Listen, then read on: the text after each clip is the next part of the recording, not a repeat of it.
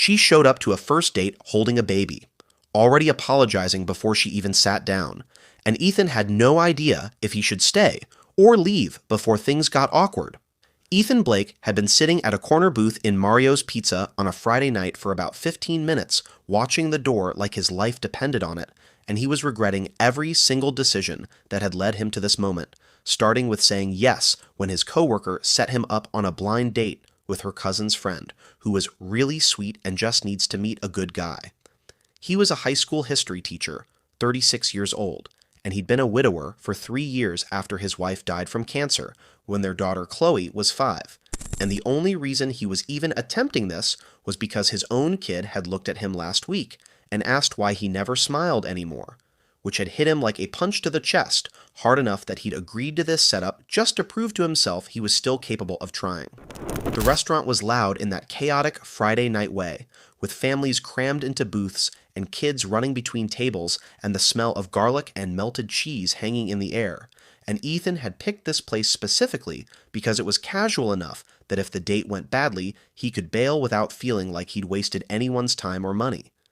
He was wearing jeans and a button-down he'd ironed twice because he couldn't remember the last time he'd dressed for anything other than parent-teacher conferences, and he'd already checked his phone 3 times to make sure Chloe's babysitter hadn't texted saying there was an emergency.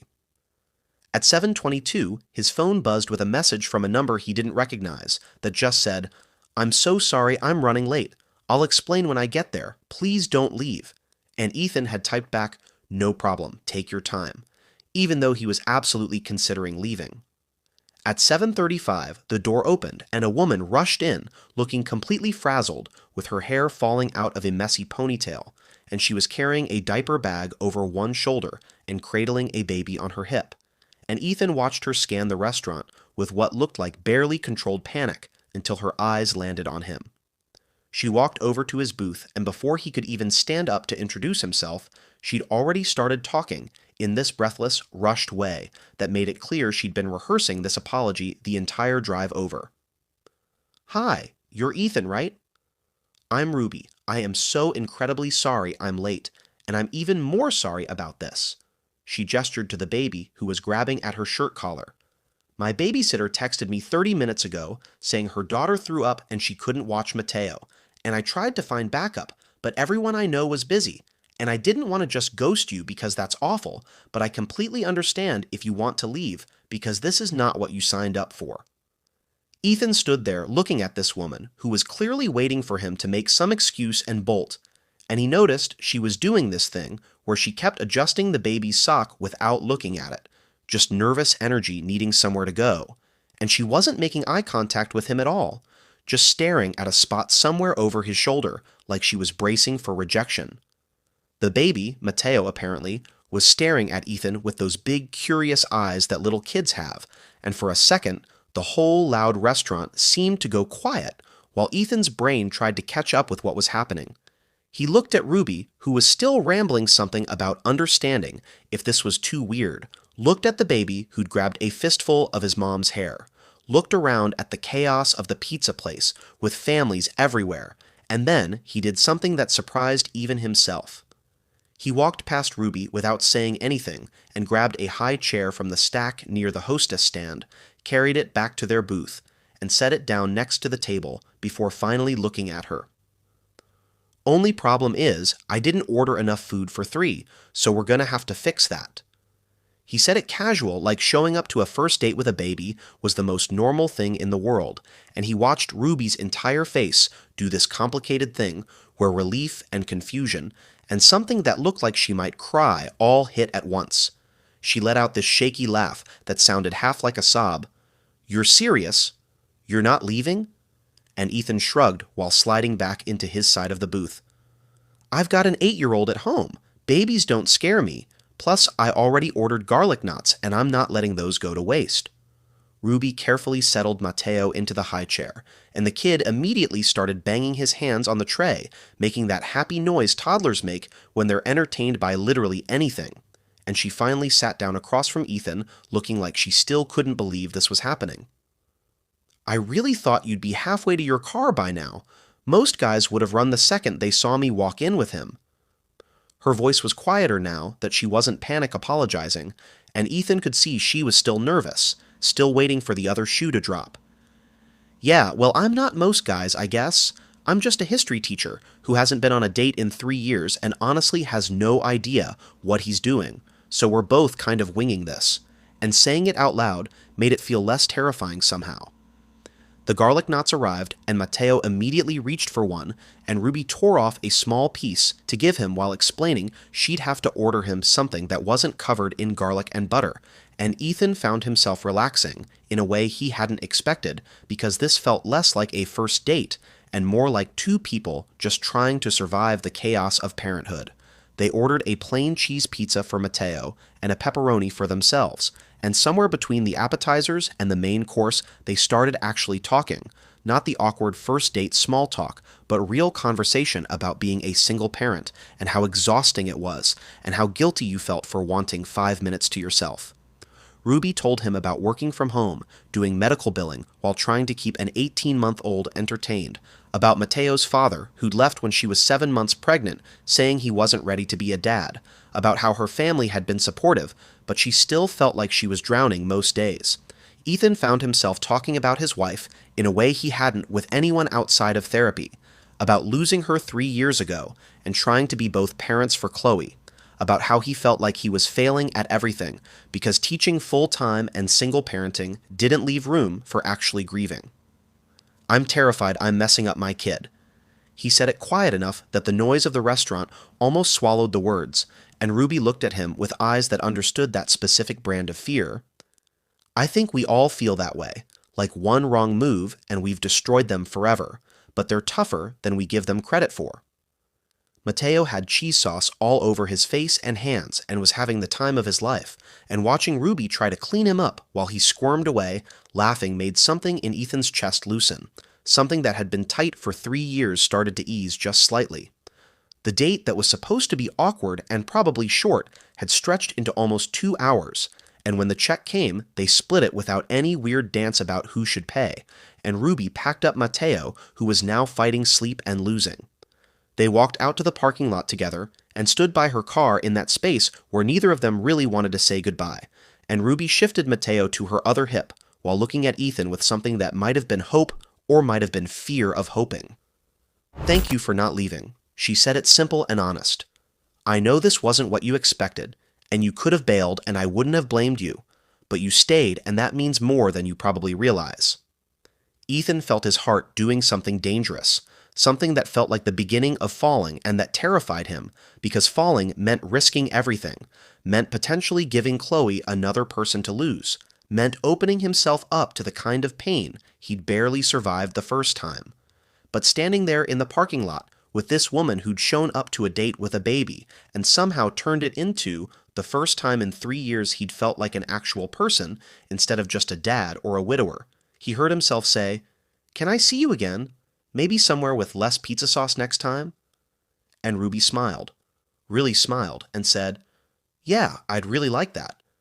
And Ethan drove home thinking maybe trying again wasn't the worst idea after all. 3 dates turned into 6, turned into Ethan losing count, because they stopped feeling like dates and started feeling like just existing in the same space together, and somewhere between the second week and the third month, he realized he'd stopped bracing for disaster every time he saw her. They fell into this rhythm that worked because neither of them had the energy or time for anything complicated, meeting at parks on Saturday mornings, where Chloe and Mateo could chase each other around while the adults sat on a bench drinking coffee that had gone cold an hour ago, ordering takeout, and eating it on Ruby's living room floor, while Mateo napped and Chloe did homework at the kitchen table, just existing together in a way that felt easy when both their lives had been anything but easy for years. Ruby's apartment was small and cluttered in the way places get when you're raising a toddler alone and working full-time from a laptop that lived permanently on the kitchen counter, surrounded by sippy cups and stacks of medical billing paperwork. And the first time Ethan came over, he'd noticed the crib in the corner of her bedroom was held together with zip ties and what looked like sheer determination. "I've been meaning to fix that," Ruby had said when she caught him staring at it, her face going slightly red. The screws stripped out about 2 months ago, and I've just been praying it doesn't collapse in the middle of the night and give me an actual heart attack. And Ethan had shown up the next weekend with his toolbox and spent an hour taking the whole thing apart and putting it back together properly while Ruby did laundry, and Mateo tried to hand him random toys as helpful contributions. It wasn't a grand gesture, wasn't some movie moment where the guy rides in to save the day. It was just Ethan being decent, and Ruby letting him help without making a big deal about it. And when he was done, she'd made him stay for dinner, which was chicken nuggets and mac and cheese, because that's what Mateo would actually eat, and she'd stopped pretending she had the energy to be impressive. A week later, Ruby had texted him at 11 at night asking if he was awake, and when he'd said yeah, she'd asked if she could come over, said she was losing her mind staring at spreadsheets and needed a change of scenery or she'd actually scream. She'd shown up with her laptop and an energy drink that was probably her fourth of the day, and had sat at his kitchen table helping him grade essays on the Civil War while he made sarcastic comments about the number of students who thought Abraham Lincoln invented baseball, and she'd laughed so hard she'd snorted and then gotten embarrassed, which had made him laugh even harder. They were building something that felt more like a partnership than a traditional relationship, taking turns covering for each other when one of them needed a break, trading off who picked up dinner and who did bedtime, learning each other's routines and fears in the process without making it feel heavy or forced. Ethan told Ruby about the nightmares he still had sometimes, where he was back in the hospital room watching his wife die and being completely powerless to stop it, about how he'd wake up in a cold sweat and have to check on Chloe sleeping, just to remind himself she was still there and breathing. Ruby told him about the panic attacks she'd had in the first few months after Mateo was born, when she'd been alone and terrified and convinced she was going to fail at keeping another human alive, about how she still sometimes looked at her son sleeping and wondered what she'd done to deserve this perfect kid when his father had wanted nothing to do with either of them. "I'm scared I'm not enough." Ruby said it one night while they were sitting on her couch after both kids had passed out, Mateo in his crib and Chloe asleep in Ruby's bed, because she'd insisted on a sleepover and Ruby didn't have the heart to say no. Like, one parent can't possibly be enough, and I'm setting him up to have all these abandonment issues because his dad didn't want him, and what if that messes him up forever? Ethan had looked at her in the dim light from the kitchen and seen his own fears reflected back at him in a way that made his chest hurt. "I think that exact thing about Chloe every single day, that losing her mom so young is going to mess her up in ways I can't fix, no matter how hard I try, or how many therapy sessions I pay for. But Ruby, you're doing an amazing job. Mateo's happy and healthy and so incredibly loved. That's what actually matters in the end." 4 months in, they'd established this routine where Ethan would come over on Wednesday nights after Chloe's soccer practice because Ruby worked late doing end-of-month billing, and the hours were brutal, and he'd watch both kids and make them dinner and get Mateo ready for bed, and Ruby would come home to a clean kitchen and her son already in pajamas, and she'd look at Ethan like he'd just given her the world, when really he'd just made spaghetti and supervised bath time and wiped down the high chair. One particular Wednesday, Mateo had been fussy all evening, clingy and whiny in that way toddlers get when they're coming down with something, and Ethan had walked him around the apartment for an hour, doing that bouncing thing that sometimes worked while Chloe watched a movie and pretended not to notice her dad was struggling.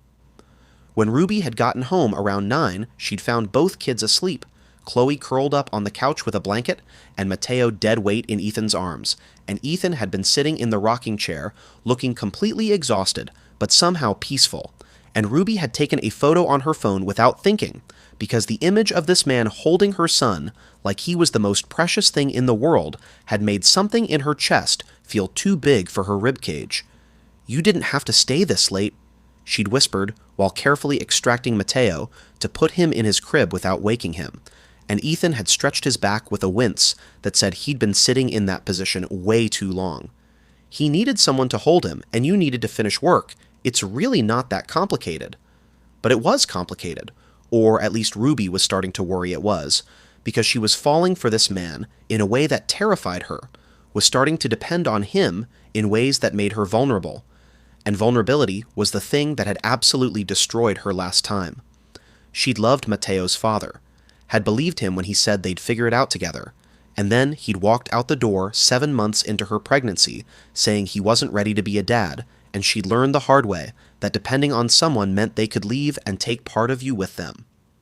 Ethan felt different, was different, showed up consistently, and didn't make promises he couldn't keep, but Ruby had thought the last guy was different too, right up until the moment he proved her spectacularly wrong.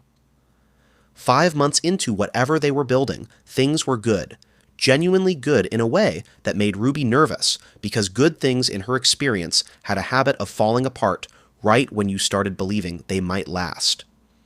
They'd introduced the kids to each other properly after the first month, and Chloe had taken to Mateo immediately, playing with him like he was the baby brother she'd never had, and Mateo lit up every time he saw Ethan in a way that made Ruby's heart hurt, because her son deserved a father figure who actually stuck around. They hadn't put labels on what they were doing, hadn't had the "what are we" conversation, because it felt obvious and unnecessary. They were two single parents trying to build something stable for their kids and for themselves, and labels seemed less important than the actual showing up part. Then Mateo got sick on a random Tuesday with what started as a runny nose and escalated into a full-blown stomach bug by Wednesday afternoon, and Ruby had been up all night doing laundry because he couldn't keep anything down and kept having accidents, and by Thursday morning she was running on maybe 2 hours of sleep and cold coffee, and the kind of bone-deep exhaustion that makes you feel like you're moving through water. Her apartment looked like an actual disaster zone, with laundry piled on every surface, and dishes stacked in the sink, and toys scattered everywhere like a tornado had gone through. And she hadn't showered in 2 days, and was pretty sure she had spit up in her hair. When Ethan had texted around lunch, asking if he could come by after work to help, she'd stared at her phone for a full minute, with Mateo whimpering in her lap before typing back, "Don't come. I'm a complete mess right now, and this is too much. Maybe we should slow down for a bit." She'd hit send before she could second guess it, and then immediately wanted to take it back but couldn't, just sat on her bathroom floor holding her phone and her sick kid and waiting for Ethan to text back something that confirmed her worst fear, that she was too much work and too complicated and he was done trying. 30 minutes passed without a response, and Ruby had convinced herself that was it. She'd pushed him away and he'd let her. And then there was a knock on her apartment door that made her jump hard enough to startle Mateo, who started crying again. She opened the door, still holding her sick kid, and found Ethan standing there with a grocery bag in one hand and what looked like cleaning supplies tucked under his other arm, and he took one look at her face and the state of the apartment visible behind her and just walked in without waiting for an invitation. "I told you not to come." Ruby's voice came out broken and shaky. "I texted you to stay away because I'm too much. This is too much. You don't need to deal with my mess." And she was crying now, which made her even more embarrassed because she was already at her absolute limit and didn't have the energy to hide it. Ethan set the bag down on her kitchen counter and started unpacking it, pulling out Pedialyte and children's medicine and those electrolyte popsicles that sometimes help when kids can't keep anything else down, and he didn't look at her while he did it, just kept his hands busy, like he needed to do something useful before he could talk. "I didn't sign up for easy." He said it quiet and steady while opening the Pedialyte. "I signed up for you. And you comes with hard days and sick kids and apartments that look like a laundry bomb went off. That's just part of it." Ruby was staring at him like he'd grown a second head, still holding Mateo, who'd stopped crying, and was now watching Ethan with tired eyes, and she couldn't figure out if she wanted to kiss him or yell at him or maybe both. "You can't just fix this by showing up with medicine." She said it defensive, even though she knew she was being unfair. "This isn't some problem you can solve. I'm always going to be like this. Always going to be one crisis away from falling apart." Ethan finally looked at her, and his face was doing that thing where he was trying not to show how much her words had hurt. "I'm not trying to fix you, Ruby. I'm trying to help you. There's a difference, and if you don't want me here, then say that and I'll leave. But don't push me away because you're scared I'm going to leave anyway. That's not fair to either of us." Ruby felt something crack open in her chest, because he was right. She was sabotaging this before it could sabotage her, was trying to control the ending by writing it herself. Mateo reached for Ethan, making that grabby hand motion toddlers do, and Ethan looked at Ruby for permission before taking him, and once he had the kid in his arms, Mateo immediately laid his head on Ethan's shoulder, like that's where he belonged. "I'm terrified," Ruby admitted, while watching this man hold her son with the kind of gentle confidence that came from actually knowing what he was doing. "I'm terrified that I'm going to let myself need you, and then you're going to realize this is too hard and leave, and I can't survive that again. I barely survived it the first time." Ethan adjusted Mateo's position and started doing that swaying thing that sometimes soothed sick kids. "I'm terrified too. I'm terrified that Chloe's going to get attached to you and Mateo, and then something's going to happen and she'll lose more people she loves. But Ruby, we can't build anything real if we're both just waiting for it to fall apart." They stood in her disaster of an apartment, having the most honest conversation they'd had yet, and finally Ruby nodded and said, Okay, you can stay, but I'm warning you the laundry situation is truly dire." Ethan stayed that whole evening and helped her get through the worst of it, not by taking over or trying to be the hero, but by just being another set of hands, doing dishes while she gave Mateo medicine, folding laundry while she rocked her son back to sleep, cleaning up the kitchen while she finally took a shower that lasted longer than 3 minutes. When she came out with wet hair and clean clothes for the first time in 2 days, he'd made the couch livable and had pulled up a movie neither of them actually watched because they were both too tired. "Thank you," Ruby said, while they sat there in the dark with her head on his shoulder. "For not listening when I told you to stay away. I'm really bad at asking for help. I'm working on it, but it's hard." "I know," Ethan said, and she could hear the smile in his voice. "I'm bad at it too. We can be bad at it together, and eventually maybe we'll get slightly less bad." And Ruby laughed for the first time all day, which felt like a minor miracle. Mateo made it through that night without any more incidents, and by Friday morning was acting more like himself. And when Ethan showed up after work with soup and crackers like he'd been planning to all along, Ruby let him in without hesitation and thought, maybe this was what partnership actually looked like. Not perfect people who never struggled, but imperfect people who showed up anyway. 1 year later, they were back at Mario's Pizza on a Friday night, and the place was just as loud and chaotic as it had been that first time, and they had the same corner booth, but this time there were 2 kids instead of 1 baby. Chloe, who was almost 10 now, and Mateo, who just turned 2.5 and had developed opinions about everything. The table was covered in pizza crumbs and spilled juice and crayons that had rolled onto the floor, and Chloe was trying to teach Mateo how to fold a napkin into a boat while he ignored her and ate cheese off his pizza with his hands, and it was messy and loud and kind of perfect. Ethan caught Ruby's eye across the table, and they shared one of those looks that couples develop after they've been through actual life together, not just the easy parts, but the hard parts too, the sick kids and the exhaustion, and the moments where you wanted to quit but didn't. "Remember our first date here?" Ruby asked while stealing a pepperoni off Ethan's slice. "When I showed up with Mateo thinking you'd run, and you just grabbed a high chair like it was the most normal thing in the world?" Ethan smiled and grabbed her hand across the chaos.